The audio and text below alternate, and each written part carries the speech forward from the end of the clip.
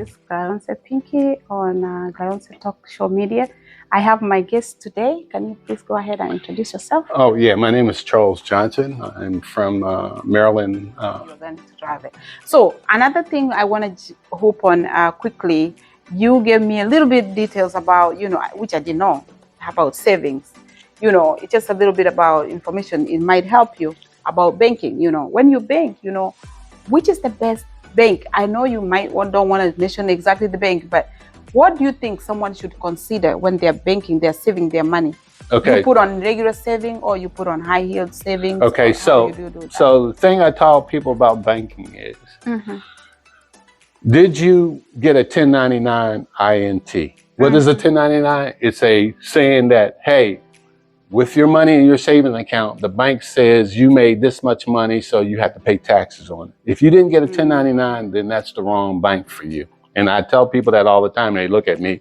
I have multiple banks, and some of them are there for convenience. Like, if most people don't know, Bank of America only gives you 0.02%. Okay. But I bank with Bank of America because I travel, and Bank of America is in all states except for 7.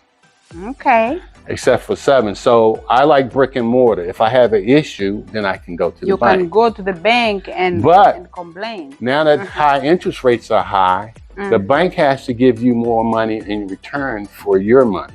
So they call high yield savings account. So you should go online and Google it, high yield savings account, and you should see most of them are giving you between 3%, 4%, and 5%.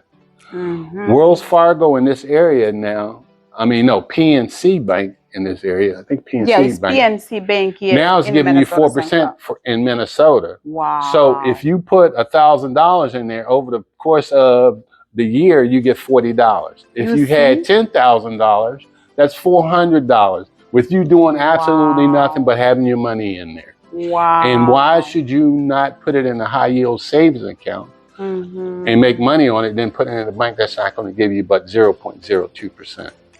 And the thing about it is, you just need to go online and Google it. And then it'll show you. There are some line up all the banks that gives better, saving interest rates. So that's where you need to put your money. If you don't get no 1099 at the end of the year, you're banking with the wrong bank. Correct. That's what I told you. You're banking with the wrong bank. And the thing about it is, it's so opposite. Like, before I used to get 1099, then they say you made this much money and then you made this interest, you need to pay taxes. And I used to be mad. Like, why are they making me pay tax? You know what I'm saying? But later now I'm learning those are the good, banks that you need to bank, because guess what?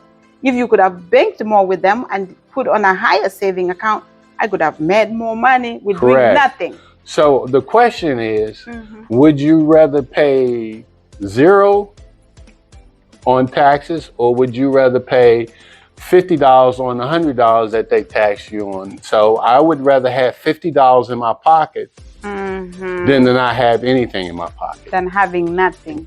So those banks have to give you a high yield to keep your money because the interest rates are so high now. And they're not giving as many loans out. So a lot of people are not getting those loans for buying houses. You don't see a lot of, normally you would see at tax season, after tax season in April and May and June, you see a whole bunch of people with dealer tags on. You don't see that no more. No, we don't. Because the interest rates are so high. Yes. So the banks are not making the money that they used to make. So how do they do that? They want you to have more money in their banks. So they have to give you a high yield savings account. And that's where you make your money at. Now, another thing is, in reference to banking too, is I don't know how many people that you reach out to or talk to that have kids. So there's a thing called 529 savings plan or investment plan.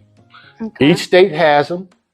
And here's what happens with that is you can put money for your kids' college savings account, right? And you can take it off the top of your taxes. Say you married and you got 2 kids.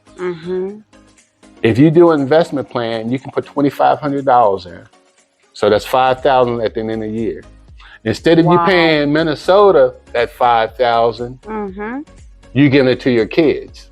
You got it? So that lowers your tax basis by $5,000. So you don't have to Wow, you don't have to pay 5,000. towards Instead, you are giving the your kid, that which is towards their school fees. Instead of that money, if you could have, the government could have taken that money. right. You understand? But now you have the money, but you have it on the hands of your own kids. In your kid's college fund. College And when fund. you do your taxes, Wow. automatically they say, "Oh, sir, you owe us 10,000." No, 5,000 went to my Subtract that. 5,000, Went to my kids, and then you write it off. and then you write it off. That's right. Guys, did you understand that? I've learned. So not only can you do that as parents, but your Okay. grandparents can do that too. Oh, grandparents can do it. Yes. They can write money that they give their grandchildren. Can they write like gift? Sometimes grandparents give $400. Yeah. Any, Well, not that's all, yeah. has to be college. Well, I mean, when you have a tax consultant, they can find the fine details about that. But Okay. this way, they can take it off their taxes. Your grandparents can take it off their taxes They too. take it off their taxes. So you guys, I hope you guys are learning something. So Any money that you're giving your kids as college, or maybe your grandkids, you can actually use it to write off on your taxes. and you got to sign up through the state, or you can sign up through your bank.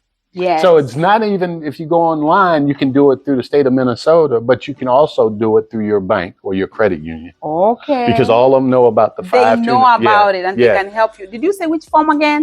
529 savings 529 investment plan. savings investment plan. I'm gonna put it down here, guys. Check it down here below. So most people, I'm not saying most people, but I tell people this all the time. I say, why give it to the states when you can give it to your kids? Exactly. I think I'll better give it to my kids. Right, right. Money will be still home. Yeah, You know what I'm saying? and you can do that from kindergarten all the way up to College. to I think the 12th grade. To 12th grade. Yeah. Okay. Yeah. What if when they're in college? So with college, Unless they're living with you, or yeah, with college, I mean, there are some rules and stuff, and I don't get Okay. into with the college, Right. but once you do the plan, okay. then you can work with in reference to the plan, because now so if you do the savings plan, Mhm. it's stricter and more rules for it than the investment plan. The investment plan is through, depending on what state you are. With Maryland, it was T. Rowe Price that did it, managed it. Okay. State of Minnesota might have somebody else manage it. Right. But That's true. what I'm saying is the rules are stricter for the savings plan compared to the investment plan. Okay. When you do the savings plan, you say, I'm going to do this much over a period of time. But the investment plan, you can do any amount. And here's you remember we talked about high yield savings accounts, right? Mhm. So if you start your high yield savings account and then you wait till December, you open up a college investment plan, then you take the money that you got interest from your high yield savings account, Okay. put it in your Regular. into your investment college savings and College saving yield plan. plan. Yes. Mhm. So now, and you wait because you want to wait till the end of December for your investment plan, To give because that money out. you let the savings plan grow, and then you take the money and put it in your investment plan for your college 529 plan, because you want your money in your high yield savings plans to work for you all 12 months. For Almost. 12 months. Yes. Did you guys understand that? When you have your money in a high yield saving account, it generates some money. At the end of the year, the money that you get from there, you get it out and put it on the, did you say Well, I did the college investment plan. college investment plan? Yeah. So that's the money that you put in there, and then you take it off at the end of the year. You give it to your child, whereby you can write it off. Right. You And understand you the remember plan? on the high yield savings plan, that is monthly. Whatever you have in there, they're going to pay you interest every 30 days, every 31 days. Every 31 days, you get interest. Yes. Wow, I didn't know that. Yes. I'm learning something. Yes. Yes. Wonderful.